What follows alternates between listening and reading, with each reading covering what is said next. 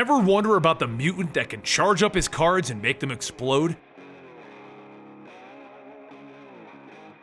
Welcome back to Origins. We discuss the origins of your favorite superheroes and villains.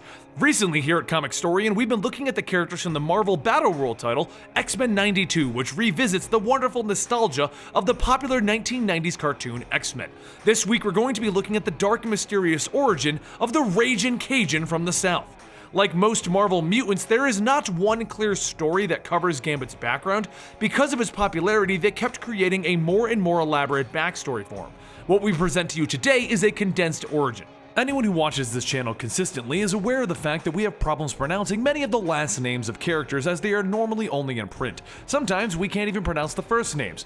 Well, I'm going to state it right now. Remy LeBeau is what we will be calling him in this video. I am aware of the fact that in Wolverine Origins he was called Remy LeBeau, but this is Wolverine Origins and they got nothing right. We did look up the pronunciation, but it was pronounced both LeBeau and LeBeau, basically allowing us to pick which one we liked the most. And we like LeBeau. Remy LeBeau was born in New Orleans, Louisiana, where he was kidnapped and raised by the LeBeau Thieves Guild, an old guild that practiced all sorts of underground arts of stealing and conning.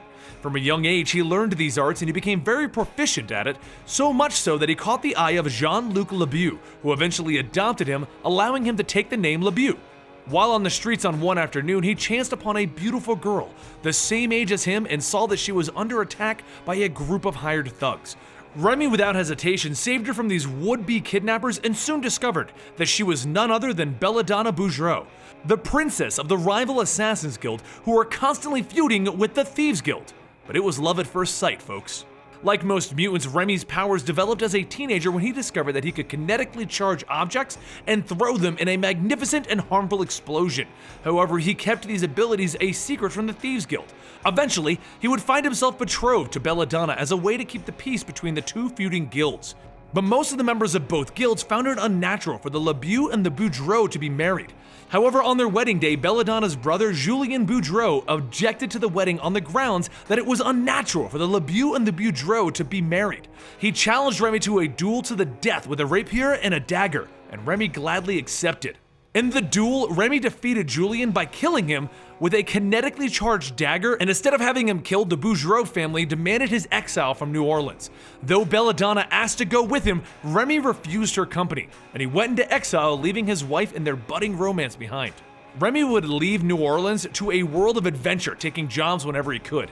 During this time, he began to have a loose association with the man called Dr. Nathaniel Essex, better known as Mr. Sinister, who he did very nefarious jobs for. However, Remy's powers soon began to get out of control, and one day he turned to Mr. Sinister for help. Mr. Sinister gladly accepted on the condition that after he fixed Remy, he would do work for him.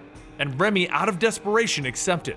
Sinister performed surgery that would cut open Remy's head in order to remove the part of his brain tissue that controlled his powers, reducing them back to a place where he could control them with precision.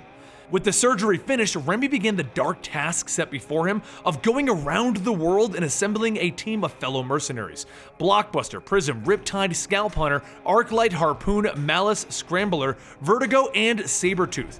This group would eventually become known as the Marauders, and after the hard job of putting this team together, Sinister had one last task for Remy to do, which he reluctantly agreed to.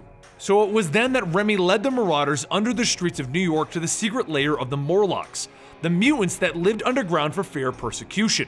When they arrived, Remy realized that he had brought the Marauders here to kill all of the Murlocs. Remy refused to help, but he wanted to stop the Marauders from their dark task. But he was outnumbered and they incapacitated him as they went about their dark work of murdering all of the Morlocks in an event that became known as the Mutant Massacre. In all of the ensuing chaos, Remy was able to secretly save only one of the Morlocks, named Sarah, who would eventually join the X-Men and become known as Marrow. Shortly after the Mutant Massacre, Remy found himself in Mississippi, and he happened upon a troubled young version of Aurora Monroe, aka Storm, who had been transformed into an amnesiac child from a prior adventure. She found herself being pursued by the evil psionic creature known as the Shadow King, and Remy once again helped a young girl in need by saving her from his vile clutches. Afterwards, the two of them would have adventures in thievery on the streets until they were united with Professor Charles Xavier, and it was then that Gambit learned of the X-Men and he joined their ranks.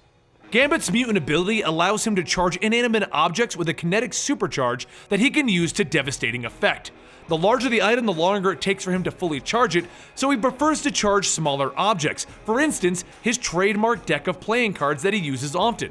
Because of this kinetic charge inside of him, he also has the typical superhuman attributes that we all know and love. These abilities give him some deadly hand-to-hand combatant style stuff, and they make him very agile. So what do you think of Gambit's mysteriously dark past? Would you forgive him for creating a supervillain team that led to the death of many innocent mutants?